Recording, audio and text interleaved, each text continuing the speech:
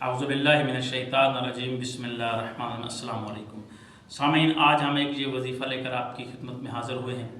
یہ وظیفہ ان لوگوں کے لیے ہے کہ جن کا قرض ادا نہ ہو رہا ہو، وہ یہ وظیفہ کریں، قرض بھی ادا ہو جائے گا، چاہے وہ پہاڑ جیسا ہی قرض کیوں نہ ہو۔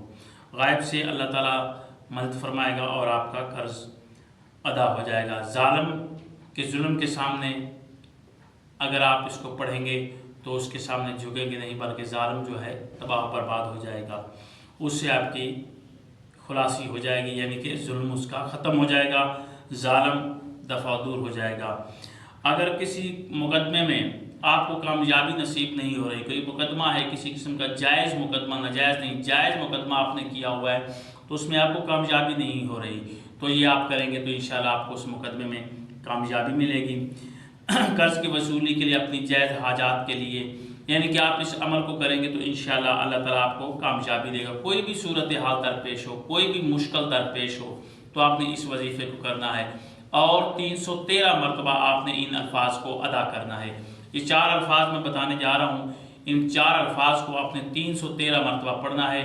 ان 4 الفاظ کو ایک الفاظ بنا کر 313 مرتبہ آپ نے ادا کرنا ہے۔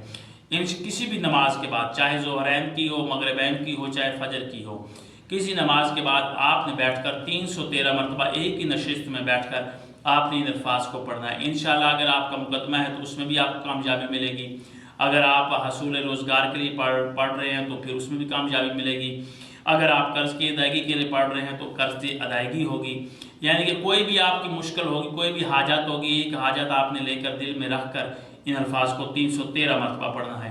اور وہ الفاظ کیا ہیں؟ اول و آخر آپ نے درود شریف پڑھ لینا ہے، اور بسم اللہ الرحمن الرحیم کی تلاوت کر کے آپ نے پڑھنا ہے، یا صبو ہو، یا قدوس ہو، یا غفور ہو، یا ودود ہو۔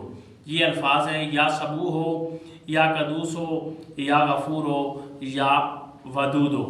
یہ آپ نے الفاظ پڑھنے ہیں۔ انشاءاللہ خداوند عالم آپ کو ان الفاظ کے پڑھنے سے، یہ وظیفہ کرنے سے اللہ تعالیٰ آپ کو کامیابی عطا فرمائے گا۔ یہ عمل کریں، اللہ آپ کو کامیابی عطا فرمائے گا۔ اللہ حافظ۔